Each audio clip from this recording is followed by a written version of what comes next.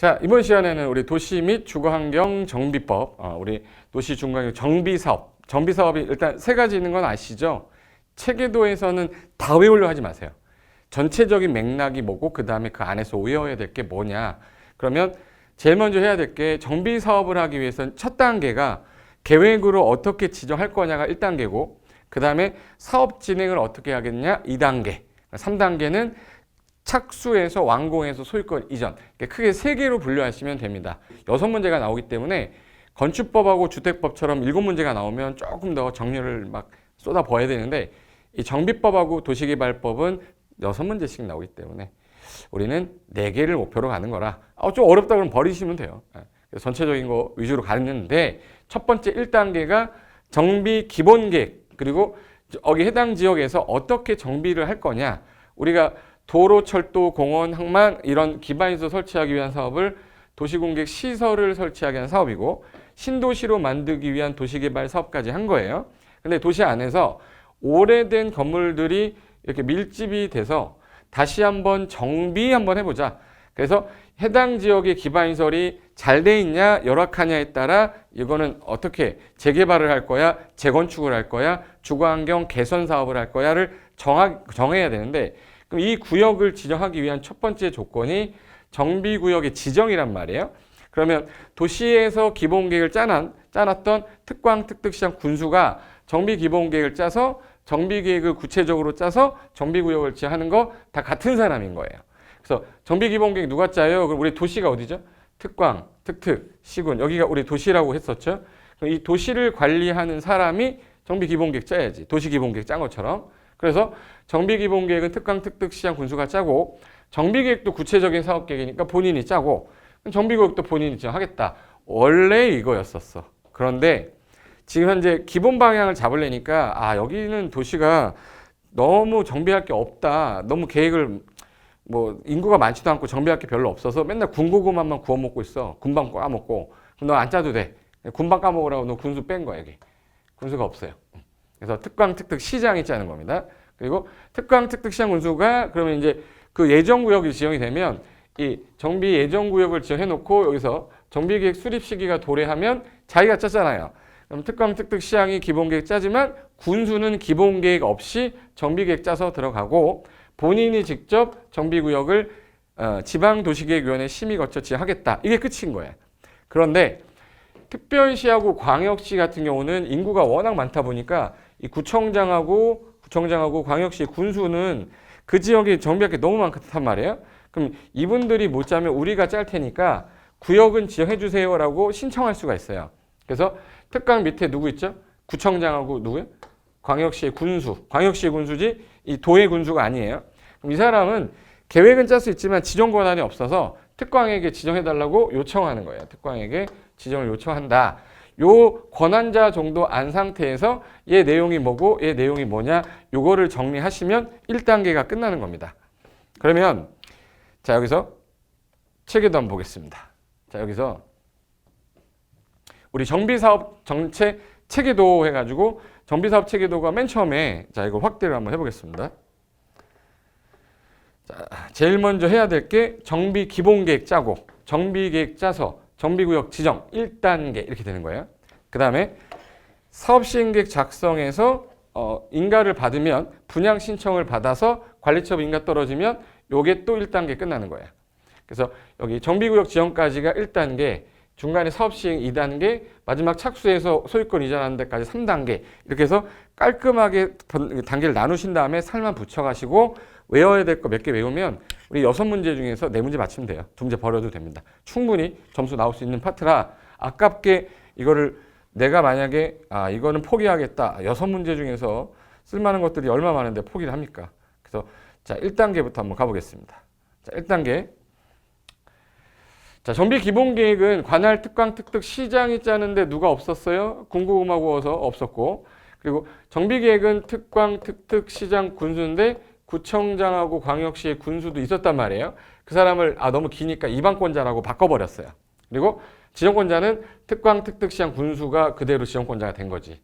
그리고 구청장과 군수는 정비계획은 짤 수 있지만 지정은 못하니까 특광에게 지정 요청을 했는데 기본계획은 10년 단위로 짜요. 방향 제시하는 거라서. 그럼 정비 기본 방침을 정부가 주면 국장이 짠 방침에 따라 정비 기본 계획을 작성할 때 10년 단위로 하되 중간에 한 번씩은 5년마다 타당성 검토라는 거 한번 하고, 일반 시장의 경우에는 윗사람이 누구죠? 도지사잖아. 그래서 시장은 윗사람 도지사한테 승인 좀 얻어라. 그리고 마지막에 다 짜고 나면 특광특특 시장이 이 방침 주신 분이 누구죠? 국장이죠. 그럼 이분한테 가서 보고는 드려라 해서 특광특특 시장이 국장에게 보고 드리는데, 모든 도시마다 의무적으로 짜야 돼요. 근데 인구가 50만도 안 되는 자그마한 시, 대도시가 아닌 시죠. 걔는 도지사가 짜라고 하지 않으면 안 짜도 돼요. 그래서 임의적 수립이 되는 경우도 있다. 50만 미만의 시일 때. 그리고 방침은 누가 줬죠? 국장. 그럼 기준도 누가 주겠네? 국장. 그래서 국장이 작성 기준 주시고 예정구역을 지정해주면 이 예정구역별로 정비계획 수립 시기를 작성해놨다가 이 시기가 도래하면 입안권자가 정비계획을 작성한다. 그런데 만약에 재건축이 진행이 되고 있었다. 그럼 재건축이 진행되면 재건축은 이때 안전진단을 먼저 해야 돼요. 그래서 안전진단이라는 거를 입안권자가 먼저 하고 통과되면 정비계획 작성해서 구역 지정으로 간다. 이게 이제 흐름이에요. 그럼 이제 기본계획에서 예정구역에 우리 집이 들어갔냐 안 들어갔냐 되게 중요한 거잖아요. 그래서 한 14일 이상은 공람기간을 주고 의견을 들어라. 이게 비구속적 계획인데도 불구하고 공람이라는 걸 하는 이유가 예정구역이 우리 집이 들어갔냐 안 들어갔냐가 되게 중요하기 때문에.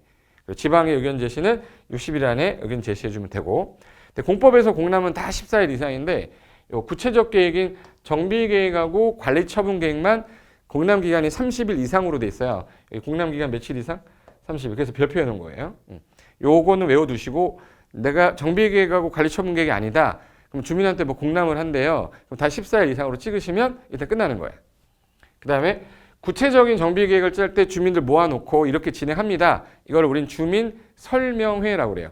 주민설명회를 개최하고 나서 요 공람기간을 며칠을 준다고요? 30일 이상 공람 준다고. 그리고 지방의 의견 60일 내 제시해서 타당하면 반영하겠다. 그리고 정비계획을 짤 때 구청장하고 광역시 군수를 줄여서 구청장 등이라고 그랬죠. 이들은 계획은 짜지만 지정은 못해서 특광에게 지정해달라고 요청을 하면 이 지정받은 자가 해당 구역 지정을 할 때 심의 거쳐야 돼요. 심의 거쳐서 지정을 하는데, 이 정비계획이 구체적 계획이라 여기에 지구단위 계획이 들어있습니다.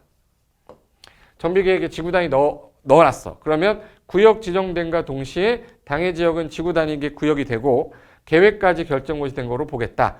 반대로도 된다라는 거 하나 기억을 해주시면 돼요. 그리고 이 정비계획 수립 시기 도래했는데도 일정 기간 안 짜면 그때는 정비계획을 지정해달라고 입안 제한할 수는 있는데, 이 제한 제도는 잘 나오진 않으니까 참고만 하시면 돼요. 여기가 1단계니까 요 정도 봐두시고, 그 다음에 2단계가 이제 사업 시행자가 구역이 지정되면 이게 주거환경 개선 사업, 재개발 사업, 재건축 사업에서 재개발, 재건축 관련된 시행자가 나와야 돼요. 이 시행자 관련돼서 한번 보겠습니다. 자, 여기 시행자인데, 일단은 정비기본계획, 정비계획, 정비구역 지정됐어. 자, 구역이 지정됐다. 봤더니 기반시설이 너무 열악해요. 달동네라. 얘네들 사업할 능력이 안 되니까 어쩔 수 없다. 주거환경 개선 사업은 스스로 계량 방식하고 수용사용 환지 관리 처분 방식이 나눠지는데, 스스로 계량 방식은 우리가 알아서 할 테니까 집은 니들이 알아서 해. 그래서 시장운수 등이 직접 하거나 또는 과반수 동의 얻으면 주공 등을 시행자로 지정해 줄 수는 있다. 이렇게 돼 있고, 그리고 기반시설이 극히 열악하다 보니까 이들이 안 하잖아요. 그럼 여기는 대부분의 가구수가 엄청 많기 때문에 일반적으로 한꺼번에 사버리는 게 더 편할 수도 있어서 수용 방식도 있고, 전체 나갔다가 들어오는 방식의 환지 방식도 있고, 너 나갔다가 내가 아파트 져줄 테니까 아파트 신청해. 관리 처분 방식도 가능합니다. 땅으로 주는 거, 건물로 주는 거 두 개 다른 거죠. 그럼 이 방식으로 할 때에는 시장운수가 직접 할 수도 있고, 시장운수가 야 너가 좀 해라. 그래서 주택공사 등이나 법인을 시행자로 지정해서 할 수도 있고, 아니면 건설업자, 등록업자랑 같이 해라, 공동 시행할 수도 있게 하겠다. 그럼 이 사업 시행자가 사업을 하는데, 이 재개발하고 재건축은 이건 기반시설이 좀 열악한 지역이고 기반시설 잘 돼 있어요. 양호한 지역이야. 그러면 열악하면 싹 밀고 다시 밀어야 되니까 살고 있는 사람들이 뭉쳐서 해야죠. 그 살고 있는 사람들이 누구예요? 조합이에요, 조합. 근데 조합 설립하기 전에 구역 지정되면 먼저 뭐부터 구성하냐면 추진위원회라는 거 먼저 구성하고, 추진위원회가 조합 설립을 위한 동의를 얻어서 조합 설립이 되면 조합이 원칙으로 하는데 이 재개발구역이 좀 작으면 토지 등 소유자가 몇 명 안 될 때도 있어. 그럼 조합이 의미가 없잖아요. 그래서 이 20인 미만이다 그러면 조합 설립 안 하고 토지 등 소유자가 단독으로 할 수도 있다. 근데 재건축은 100위 혼자서 못 해요. 그래서 재건축 같은 경우는 구역 지정되고 나면 추진위원회 구성해서 조합 설립으로 바로 갑니다. 그래서 여기는 토지 등 소유자가 없어요. 그럼 조합이 몇 군데 나오냐면 사업은 3가지인데 조합은 몇 군데 있어요? 2군데. 주거환경 개선 사업은 조합이 시행자에 없다. 그리고 조합하고 토지 등 소유자들은 전문가가 아니죠. 그럼 전문가랑 같이 해달라고 과반수 동의를 얻으면 둘 다 전문가랑 같이 공동 시행은 허용을 해주겠다는 거예요. 그래서 조합은 시장운수 등하고 주공 등하고 건 등 신, 한 이렇게 해가지고 이 전문가들하고 같이 할 수 있게 해줄 건데 재건축의 경우는요 돈이 좀 많은 편이에요. 그래서 여기도 시장운수 등, 주공 등, 건 등이라고 되어 있는데 여기는 신탁업자랑 한국감정원이 없어요. 한국부동산원이 없어. 그래서 여기 건등 신한인데 여기 신탁업자랑 한국감정원이랑 같이 안 오고 같이 안 해. 한국부동산원하고 같이 안 하고 신탁업자랑 같이 안 하고 다 맡겨서 해요. 신탁을 해서. 그래서 공동 시행이 없다는 뜻이에요. 그러면 이 3가지 사업을 이 시행자가 할 건데 이 시행자가 하는 방식이 주거환경 개선 사업은 달동네니까 4가지 방식 스스로 수용, 환지, 관리처분 다 있고 혼용하는 방식도 있지만 재개발은 땅으로 주는 것도 있어요. 환지 방식도 있고 관리처분 방식도 있는데 재건축은 헌집 내놓고 새집 아파트 들어가기 때문에 땅으로 줄 수가 없어요. 토지 등 소유자의 토지 소유자가 없기 때문에 여기는 환지 방식이 없고 관리처분 방식밖에 없다. 관리처분 방식은 뭐냐면 헌집 주고 새집, 헌공장 주고 새공장, 헌상가 주고 새상가거든요. 근데 여기는 보니까 주거환경이니까 주택이죠. 그래서 얘는 주택을 건설하여 공급하는 관리처분 방식인데 재개발은 종전에 주택 재개발이었는데 도시환경이 들어가면서 상업공업지역이 추가됐잖아요. 그럼 주택, 상가, 공장 얘는 주택을 건설한다라고 그러면 안 되고 건축물을 건설하여 공급하는 관리처분 방식이다 이렇게 해야 돼요. 그리고 재건축은 공동주택이니까 당연히 주택을 건설하여 공급하는 관리처분 방식인데 여기가 준주거나 상업이면 오피스텔도 허용합니다. 오피스텔. 그래서 전체 면적의 연면적의 30%밖에 안 돼요. 그래서 오삼불고기라고 그러죠. 오삼불고기 30%까지. 오피스텔은 30%. 준주거 상업지역에서는 공급 가능하다. 그럼 오피스텔을 건설해서 공급 가능하다 그러면 재건축 나와야 되고 환지 방식이 없다 그래도 재건축 나와야 되고 안전진단이다 그러면 재건축이 나와야 돼요. 그리고 건축물을 건설해서 준다는 상가 주택 공장이니까 재개발이 나와야 되고 섞어 쓰고 혼용하고 뭐 있다 그러면 어느 방식이에요? 주거환경 개선 사업의 시행 방식이다. 요게 우리 요 책에도 보시면 여기 시행자 시행 방식 여기다 제가 써놨어요.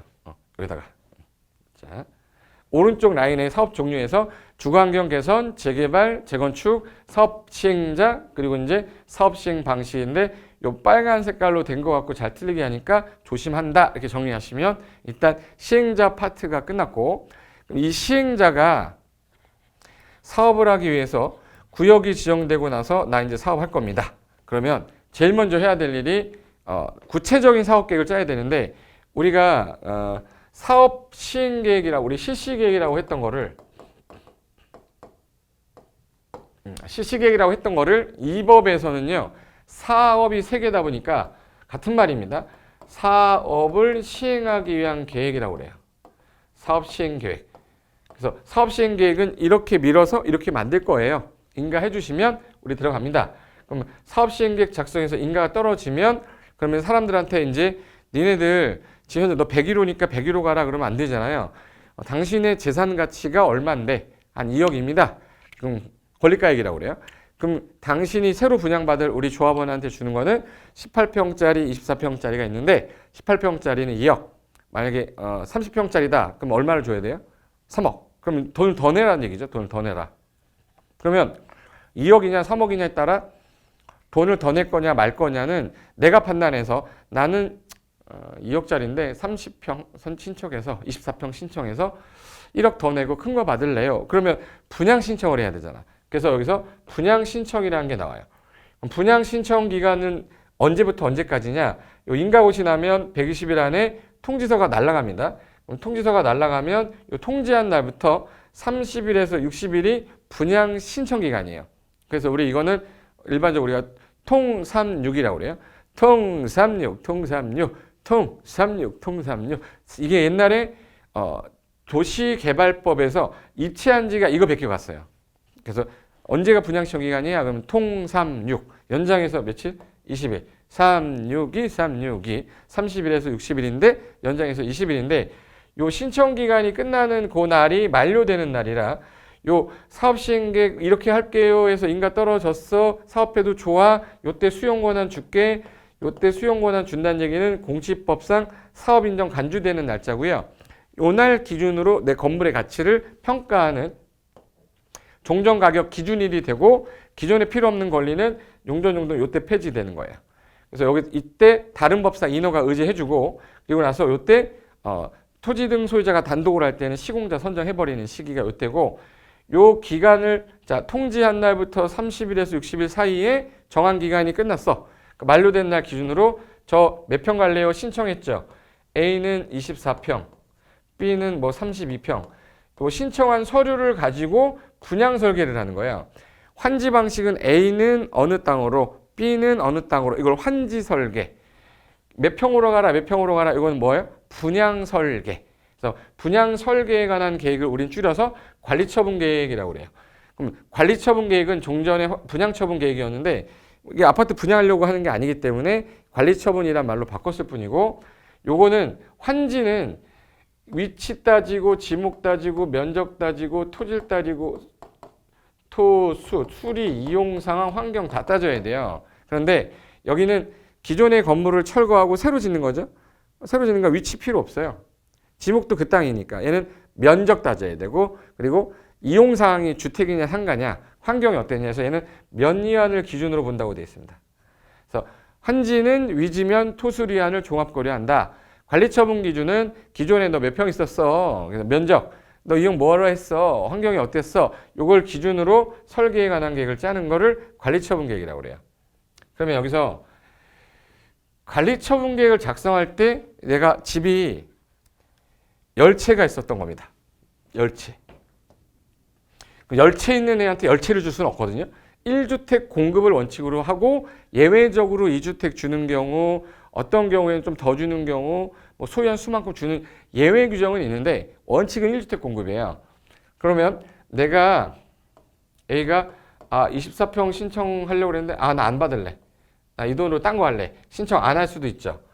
신청했다가 갑자기 돈이 필요해서 나 안 할래요. 처리할 수도 있어요. 그런데 신청하고 싶어도 신청 못하는 사람들이 있어요. 뭐 투기과열지구 지정되면 일정 기간 동안 신청 못하는 경우가 있어서 없는 자. 분양 대상에서 빠지는 사람을 제외되는 자라고 그래요. 그럼 요 네 사람 같은 경우는 일단 안 받기로 한 거잖아요. 그럼 이제 철거할 때쯤 돈을 줘서 협의해서 내보내야 돼. 철거를 하려면 뭐가 떨어져야 되냐면 우리가 말하는 관리처분 인가가 떨어지면 관리처분 인가옷이 떨어졌을 때 이때 사업 시작합니다. 시작이라는 건 곧 철거한다는 얘기죠. 그러니까 건물 철거할 거니까 사용수익 정지시키는 거예요.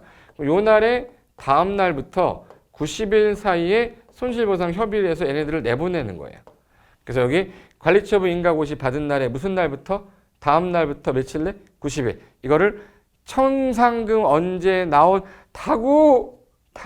다음 날부터 90일인데 다음 날을 뺏어내는 게 주로 시험이 됐어. 언제 나온 다음 날 꼭 찾으세요. 다음 날부터 90일 안에 손실보상 협의를 해서 보내겠다. 그러면 요 신청 안 한 사람 뺐으면 이 관리처분계획 작성한 대로 인가 떨어지면 나가세요라고 해서 사용수익 정지시키고요. 그 다음에 착수해서 이제 여기 1단계 끝났어요. 2단계. 그럼 여기 사업시행계획 작성해서 여기 관리처분 인가옷이 떨어질 때까지는 계획을 짜서 진행하겠다라고만 한 거야. 이게 떨어졌을 때 철거 들어가면서 이제부터 부수적인 절차가 나오겠지만 최소한 순서는 사업시행계획 인가옷이 떨어지면 분양시청 받고 관리처분계획 작성해서 사업 시작한다. 이걸 줄여서 4인분 관시라고 그래요. 4인분 혼자 1인분 먹지 않고 4인분 먹었다고 너무 많이 먹지 마. 이 돼지야. 그래서 4인분 먹었다고 관시 아니야. 4인분 관시라고 그래요. 4가 뭐예요? 사업시행계획. 인가곳이 나면 분양시청 받아서 이거 가지고 관리처분계획 작성해서 시작해. 그래서 시작하는 순간 사용수익 정지 떨어진다 이렇게 된 것이. 그러면 2단계가 끝났으면 이제는 착수만 하면 돼요. 착수해서 어떻게 끝낼 거냐. 자, 관리처분 인가고시가 떨어지면 요 순간부터는 철거 시작을 해서 완료되면 준공인가 받고 공사 완료되면 소유권 가져가세요 라고 여기 환지처분 공고랑 똑같이 여기는 소유권 이전고시란 표현 씁니다. 그럼 소유권 이전고시를 오늘 3시에 했다고 3시에 가져가는 거 아니죠. 냈다, 여, 일곱, 여덟, 아홉, 열, 열하나, 삐 요때가 땡치면서 무슨 날 되죠? 그렇죠. 다음 날 돼요. 그럼 다음 날 소유권 확정되고 청산금 확정이 돼서 모든 게 다 끝난다. 그러면 다음 날 소유권 청산금 확정됐죠? 그럼 요거 소유권 청산금 받고 이제 가시면 되는데 요 이전고시 있은 날부터 지체 없이 등기하라고 돼 있어요. 얘는 우리 환지 등기는 지체 없이가 아니라 환지처분 공고일로부터 14일 안에 했었잖아요. 얘는 지체 없이 등기할 거고 이 등기하기 전까지 다른 등기는 못 합니다. 얘는 예외도 없어요. 지체 없이 하기 때문에 행정청이면 촉탁하면 되고 비행정청이면 신청에 따른 일괄 등기한다 해서 요 순서대로 가는데 여기서 시험에서 좀 나왔던 게 사용수익 정지되는 요 시기부터 기존에 살고 있던 사람이 이제 무슨 문제가 생기냐면 자, A라는 사람이 여기 임차인으로 들어와서 살고 있었고 B가 소유자였어요. A가 임차인입니다. 근데 이 사람은 2년 약정하고 왔어요. 근데 6개월 살았어. 그럼 1년 6개월을 더 살아도 되는데 관리처분 인가가 떨어지는 순간 여긴 사용수익 정지된 됐죠. 근데 이 사람은 민법을 배운 사람이라 민법에서 주택임대차보호법 이런 데서 계약 기간까지는 내가 살 수 있는 권리가 있단 말이에요.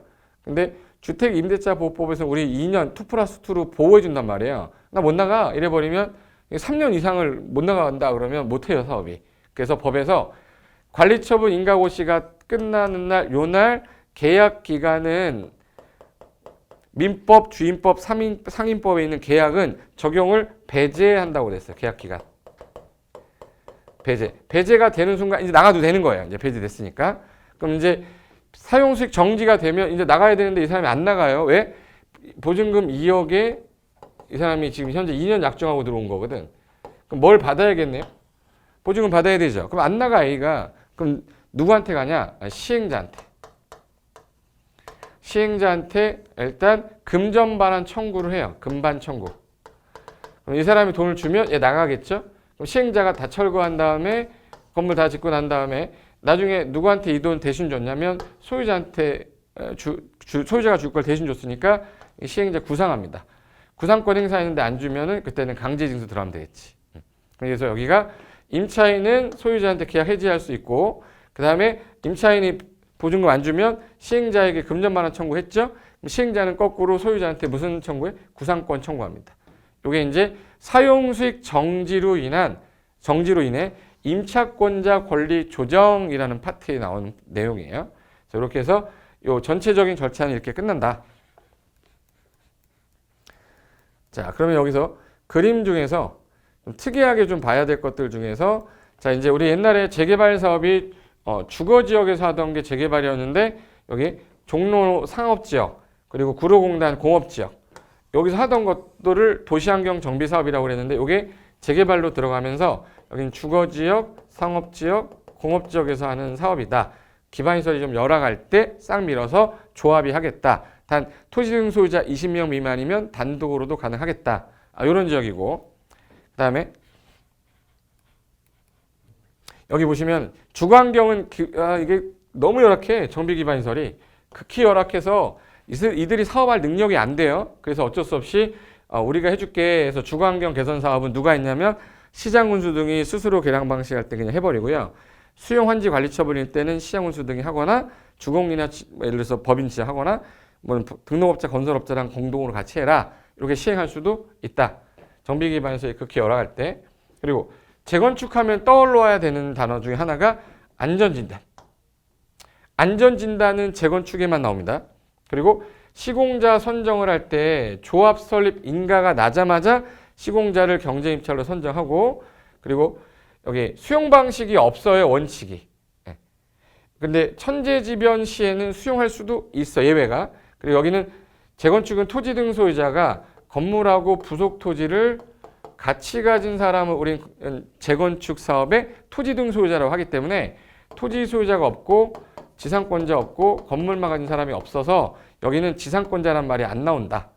그리고 특이하게 주택을 건설해서 공급하지만 준주거랑 상업지역일 때 오산불곡이 가능하댔죠. 오피스텔 30%까지 가능했다. 가르쳐보낼 때. 그래서 특이한 것들만이라도 좀 기억해 두시면 도움이 좀 될 것 같고요. 그 다음에 자, 이제 사업을 시행을 해야 되는데 일정 기간 사업을 안 했어요. 자, 구역을 지정을 해줬는데 일정 기간 진행을 해야 되는데 이게 계속 안 해지면 어떤 문제가 발생하냐면 이 구역이 지정되는 순간 개발행위 금지됩니다. 개발행위 금지시켜 놨는데 아무것도 안 하고 5년이 지났고 10년이 지날 때까지 안 하면 그럼 이 사람들 계속 개발행위 못 하잖아요. 그래서 일정 기간 안 하면 이 정비구역을 해제 반드시 해야 된다. 머스트 규정이 있고요. 이러이러한 사유일 때는 해제할 수도 있다 해서 캔 사유가 반드시 해제 사유, 해제할 수 있는 사유 두 개로 나눠집니다. 그래서 여기 보시면 지정권자의 정비구역 필수적 해제 사유가 있고 여기는 해제할 수 있는 사유가 있어요. 그래서 이것도 한 문제로도 별도로 나오기도 하니까 자 그러면 이거 한번 볼까요? 자 여기부터 할게요. 여기서 반드시 해제돼야 되는 사유가 일정 기간을 줬는데 이 기간 동안 안 했어. 반드시 해제하겠다. 반드시 해제 사유 해가지고 요거는 이제 일정 기간. 가만히 보시면 예정일로부터 정비구역 지정 신청을 3년 동안 안 하면 정비구역 지정되고 나서 조합설립 인가 신청을 2년 내 안 하면 조합설립 인가 받고 사업시 인가를 3년 안에 인가 신청을 안 하면 3년이죠. 그리고 구역 지정하고 추진위원회 구성하는 건 2년, 추진위원회가 조합설립 인가 신청하는 거는 2년. 그리고 아까 재개발은 토지 등 소유자가 단독으로 하면 조합 설립을 안 하죠. 그러면 재개발을 토지 등 소유자가 할 때는 추진위원회 2년 필요 없고 조합 설립 인가 3년 필요 없으니까 몇 년이겠네? 5년. 바로 갈 때는 5년이라 토지 등 소유자가 단독으로 할 때는 5년 내 인가 신청 안 하면 반드시 해제하겠다. 그럼 결론 볼게요. 5년짜리 하나, 2년짜리 두 개, 3년짜리 세 개면 3년짜리 외우고 있으면 안 되겠죠. 근데 추진위원회란 표현이 나올 때만 추진위원회라고 그래. 추진위원회. 추진 2년. 그래서 추진위원회 나오면 항상 2년 써 있고요. 추진위원회가 안 보이는데 2년 써 있으면 틀린 거야. 이거 다 3년인데. 그럼 토지 등 소유자가 단독으로 할 때 사업시 인가 신청하는 것만 5년이고 대부분 3년이다라고 찍어버리시면 되고 부득이한 경우에는 얘네들 다 2년 정도는 연장할 수는 있어요. 그래서 이거를 정리할 때 어떻게 하시냐면 일정 기간 줬는데 너 안 했으니까 해제 반드시 할 거야. 지정할 때 절차나 해제할 때 절차는 똑같다. 그런데 해제해야 되는 사유는 반드시 해제 사유다. 대부분이 3년이다. 추진위원회에 나오면 2년. 구역 지정되고 추진위원회 승인청하는 거 2년. 추진위원회가 조합서 인가청하는 건 2년. 양쪽이 2년. 그리고 토지 등 소유자가 단독으로 할 때 사업시 인가청하는 건 5년이다. 안 하면 요거 반드시 해제하겠다. 이게 반드시 해제 사유예요. 그래서 요 3년, 2년, 5년 기억하시면 돼요. 자, 근데 지정을 했는데 야 이거는 이러이러한 사유로 해제를 좀 해야겠어. 해제할 수 있다는 임의적 해제죠. 임의적 해제 사유는 이러이러한 경우에 해제할 수 있어요 라는 거예요. 그래서 1번에 정비사업 시행으로 토지 등 소유자에게 과도한 부담이 예상된다. 과도한 부담이 예상이 된다. 이 말 이 뜻이에요. 일정 기간 준 게 아니라 사업하는데 너무 늦어져서 이거 하게 되면 분담금이 10억 나올 것 같아요. 나 1억짜리 집이 있는데 10억 나온대. 그래서 12억 된대. 이건 진행이 안 될 것 같다. 그럼 이거 해제할 수 있다.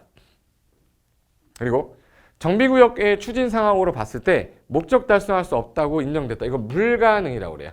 야 불가능할 것 같은데 해제하자. 해제할 수 있다. 토지 등 소유자 30% 이상이 정비구역 해제해달라고 요청을 한 거예요. 그러면 30% 이상이 해제 요청을 하면 해제할 수 있다. 그리고 스스로 개량 방식은 달동네밖에 없거든요. 그럼 달동네면 무슨 사업이겠네? 주거환경 개선 사업인데 이게 10년이 경과할 때까지도 아무런 진행이 안 됐어. 진행이. 그리고 추진 상황으로 봤을 때 목적 달성할 수가 없을 것 같아. 그러면 토지 등 소유자가 과반수가 해지에다가 동의했어요. 그러면 해지할 수 있다. 그래서 요 1번부터 4번까지를 요거를 우리는 해지할 수 있는 임의적 사유라고 했다가 이 5번, 6번이 추가된 겁니다. 추진위원회 구성할 때 내가 동의했고, 구성할 때 동의했고, 조합 설립할 때 동의를 했는데 갑자기 마음이 바뀌었어요. 이거 안 하는 게 맞을 것 같아. 근데 이 동의한 사람의 2분의 1에서 3분의 1 이하에서 조례 가정한 비율만큼이 해지해 주세요라고 어디서 요청을 했어요. 그럼 요청을 하게 되면 해지할 수도 있다. 그런데 이미 구성이 됐어. 추진위원회가 구성이 됐고 조합이 설립이 됐어요. 그러면 이미 구성된 상태에서는 과반수 동의 얻으라고 그래요. 그래서 얼마 동의 얻어요? 과반수가 해제해달라고 요청하면 해지할 수도 있다. 그럼 여기서 시험 문제에서 틀리게 할 만한 게 4번 갖고 틀리게 할 게 제일 심해요. 그래서 이거를 10년 이상 했는데도 목적 달성할 수 없을 것 같아. 그럼 이거 과반수. 그래서 과도한 부담, 목적 달성 불가능, 30% 해제 요청, 10년 지났는데 안 했는데 과반수가 해제해달라고 요청, 동의. 그리고 일정 수가 동의해서 해제 요청할 때 이게 해제할 수 있다. 임의적 해제 사유다라고 보시면 돼요. 그래서 숫자 정도는 외우지 않으셔도 될 것 같고, 자 그러면 자, 해제할 수 있는 임의적 사유는 그림으로 그려놨어요. 지금 달동네 보이시죠? 달동네인데 여기 달 떴잖아 지금. 근데 우리가 달 둥글둥글 다는 우리 노래가 하는데 시부야 달밤 이거 알죠? 우리 30세 이상이 되면 우리나라 지금 현재 그 출산율이 거의 없어요. 근데 과부가 30세 이상인데 임신을 할 수 있을까요?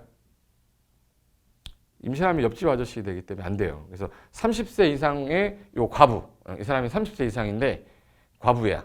임신이 불가능하겠죠. 하는데 하고 싶으면 방법이 있습니다. 10년 이상 달동네 저위에서 절해야 돼. 그럼 살이 쭉 빠져가지고 과반수가 빠지면 요때는 가능해요. 그래서 이거를 시부야 달밤이라고 그래. 시부야 달밤 둥근 달이 과반수 거리면 이거를 외우셔야 돼. 시험에는 얘가 나올 것 같으니까 시부야 몇 년? 10년. 달밤 둥근 달이 이거 몇 년? 10년 지났는데 과반수가 해제해달라고 동의하면 해제할 수도 있다. 그리고 30% 이상의 해제 동의 요청하셨을 때 과도한 부담이 예상될 것 같을 때 목적 달성 불가능할 것 같을 때 주거환경 개선 사업인데 10년이 지난 때까지 진행이 안 됐어. 근데 목적 달성 불가능할 것 같은데 과반수가 해제에 동의해. 근데 이거를 2분의 1로 바꾸면 튀는 겁니다. 과반수가 해제에 동의하시면 해제할 수도 있다. 과반수 거리면 이건 이제 시험 정하면 제 목소리 막 드릴 거예요. 과반수라고 했어 분명히. 자 그러면 정리해보면 지금 해당 구역이 지정되고 나서 과부라고 했죠. 과도한 부담, 목적 달성 불가능, 30% 이상 해제 요청, 주거환경 달동네인데 10년 지날 때까지 안 했는데 불가능할 것 같아. 얼마가 동의할 때? 과반수. 그리고 동의한 사람의 조합 설립에 추진위원회 동의했는데 이들이 안 하겠대. 2분의 1에서 3분의 2 사이에서 조례가 정한 비율 이상의 해제 동의할 때. 그리고 추진이 구성이 됐어. 조합 설립이 됐어요. 그때는 과반수가 해제해달라고 요청을 하면 해제할 수도 있다. 그러면 구역이 지정되면 당해 지역은 지구 단위 구역으로 의제한댔죠. 그죠? 그리고 달동네 같은 경우는 지정되자마자 2종 일반 주거로 결정고시 된 거로 볼 때도 있고 수용하고 관리처분 방식은 3종 일반 주거로 본댔죠. 3종 일반 주거. 수용하고 관리처분은 그리고 임대주택을 200세대 이상을 치면 그때는 준주거로 본다고 그랬어요. 근데 이 구역이 해제된 거야. 해제됐어. 없어졌어. 그럼 종전 용도로 뭐 해야죠? 환원해야죠. 그리고 여기가 재개발 또는 재건축이었으면 오래된 건물들 남았잖아. 그럼 이거는 어떻게 해요? 우리가 알아서 하라는 얘기잖아. 스스로 개량하는 방식은 주거환경 개선 사업이라 앞으로 스스로 정비하는 방식으로 하는 주거환경 개선 사업 구역 지정 가능합니다. 이건 재개발 재건축에서만. 그래서 효과가 종전 용도로 돌아간다.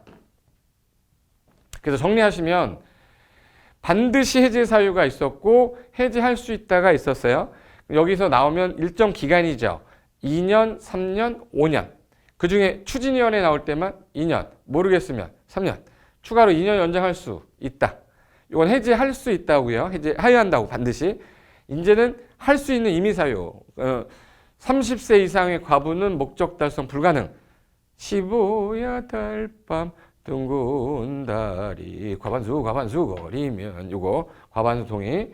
그리고 동의한 자 중에 2분의 1에서 3분의 2에서 조례가 정한 비율이 해제 요청을 하거나 이미 구성됐는데 과반수가 해제해달라 요청을 하시면 반드시 해제하는 건 아니에요. 이럴 땐 해제할 수도 있다. 그럼 해제되는 효과, 종전 용도로 환원됐고요. 재개발, 재건축은 그럼 집 알아서 해야 될 거 아니야. 스스로 개량 방식으로 하는 주거환경 개선사업구역 지정 가능하다. 그리고 이제 구역이 없어졌죠. 그럼 조합은 왜 있어? 추진위원회 왜 있어? 돌아가야죠. 취소된 것으로 본다. 그래서 요 3단계까지만 기억하시면 시행자 구역 지정돼서 필요한 건 다 끝난 거예요. 그래서 필수적 해제는 일정 기간 안 했을 때, 임의적 해제는 야 이런 경우 해제합시다. 해제되면은 조합 설립 인가받은 거, 추진위원회 구성 승인받은 거 취소 간주되고, 정비구역이 해제가 되면 지정권자는 주거환경 개선사업구역으로 지정해주세요. 요거 지정할 수 있습니다. 그리고 해제가 됐을 때 그럼 스스로 해야 되는 게 재생사업이거든요. 그래서 지정권자가 도시 재생 선도지역을 지정해달라고 국장에게 지정해달라고 요청할 수도 있다. 요 신설 규정이었어요. 그래서 여기까지가 구역 해제와 관련된 내용이라고 보시면 됩니다. 뭐 내용이 어려운 건 아닌데 제가 생각할 때는 이거는 있어요. 정비 사업이라는 거는 일단은 구역 지정이 돼야 되는 1단계. 지정이 되고 나서 그 다음에 조합 설립에서 가야 되는데 동의 요건이 좀 어려워. 이 동의 요건 한번 볼게요.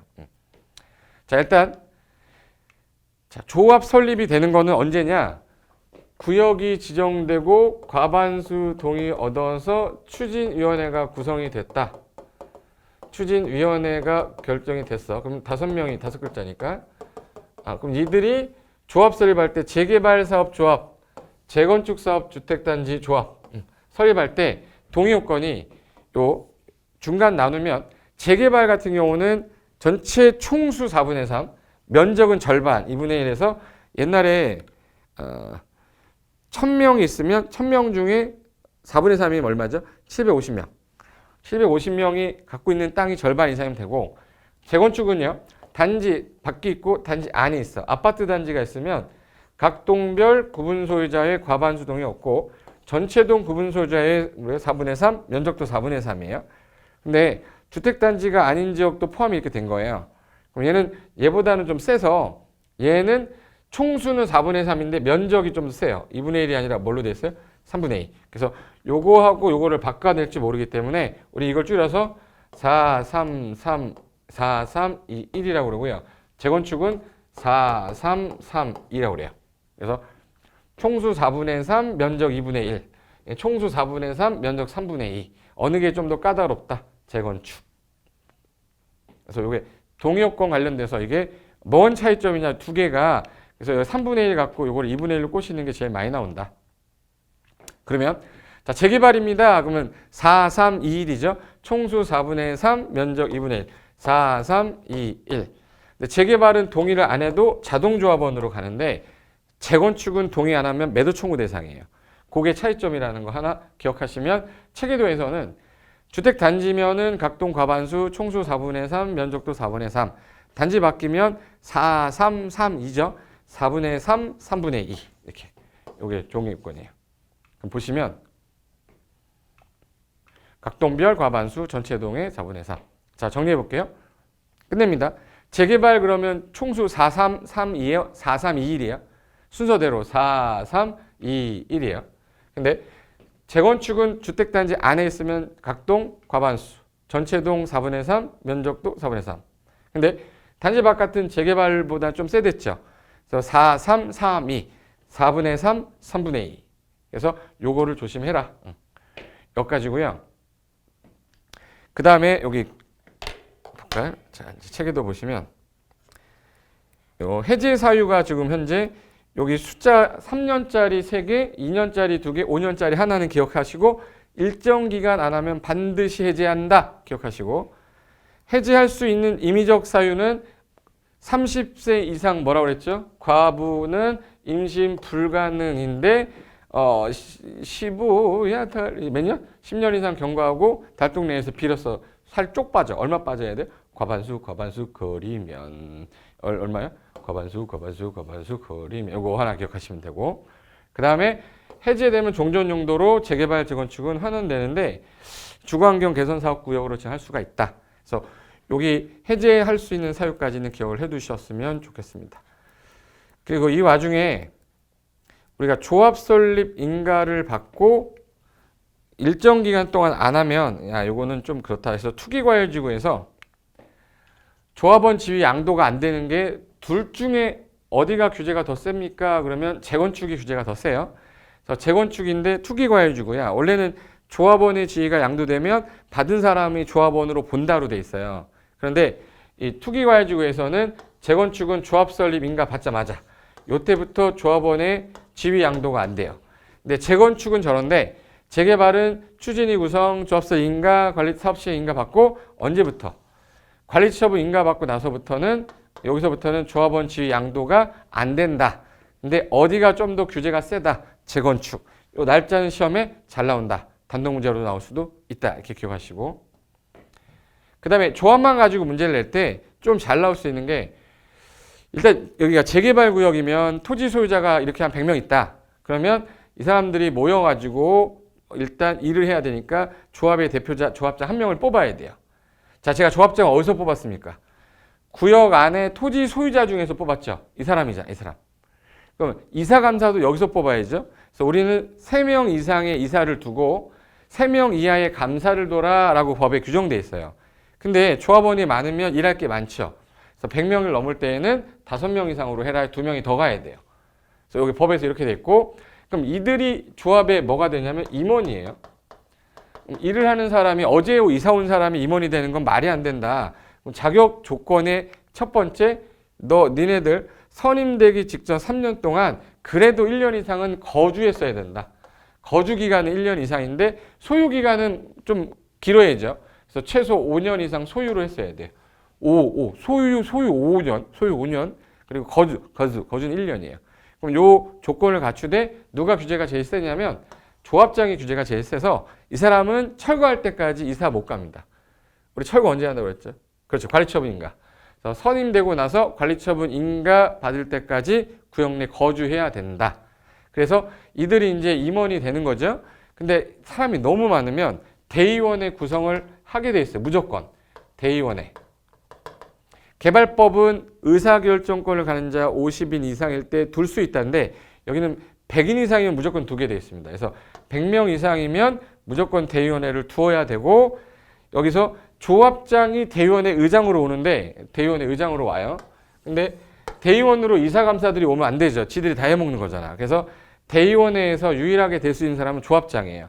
그래서 조합장은 대의원이 될 수 있지만 이사와 감사는 두 가지를 병행할 수가 없다. 그래서 이게 재개발 재건축인 정비조합에서 조금 잘 나오는 파트라고 보시면 되겠습니다.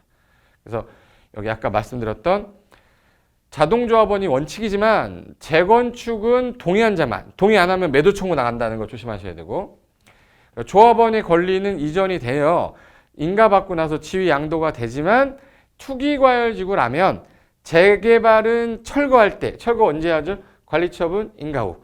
재건축은 조합 설립되자마자 규제가 더 세서 조합 설립 인가 후에 조합원 지위 양도 안 된다. 그리고 조합장을 제외하고요. 임원들은 아까 대의원이 될 수 없는 거죠. 대의원이 될 수 없고 그리고 조합설 인가받고 나서 30일 안에 주된 사무소 소재지에 등기해야 성립돼요. 성립 요건이 인가가 아니라 뭐예요? 등기라 해서 등땅 그렇죠. 등기하면 떡립한다. 조합장은 대표자인데 사무총괄하면서 총회의장, 대의원회 의장, 자동의장이 돼요. 그러니까 조합장만 대의원이 될 수 있지. 조합장하고 이사가 자기 계약을 해. 그럼 내가 내일 내 회사하고 계약을 해버리면 문제 생기니까 조합장하고 이사가 자기 계약을 하거나 자기와의 소송은 누가 대신해야 되죠? 감사가 대신한다. 요거 잘 나오는 질문, 7번 질문은 조합 임원이 결격 사유에 해당이 됐거나 이 사람 선임 당시에 이상한 애였어. 판정이 됐어요. 즉시 퇴임입니다. 당연 퇴임. 개발법은 다음날 퇴임이었잖아요. 즉시 퇴임이고 퇴임 전에 관여한 행위까지 없어지면 말이 안 되잖아요. 그래서 퇴임 전에 관여한 행위는 효력을 잃는다 그러면 안 돼요. 효력을 잃지 않는다. 그래서 생각보다 좀 잘 나왔던 지문이 그 지문이었습니다. 됐죠? 여기까지가 조합 관련된 내용이고 전체 체계도로 봤을 때 자, 정비법이 내용이 상당히 많은 것 같지만 이렇게 해놓고 난 다음에 여기다 살 붙이는 거예요. 동의 요건 넣고 뭐 해가지고 그러면 양이 확 줄어들기 때문에 이 상태에서 살 붙여서 간다. 한 2번 정도 들으시면 분명히 이 정도 선에서도 4개 충분히 맞출 수 있어요. 버리지 마시고 그러면 다음번 시간에는 건축법, 그 다음에 주택법, 농지법 이거 끝내겠습니다. 자, 수고하셨고요. 다음 시간에 뵙겠습니다.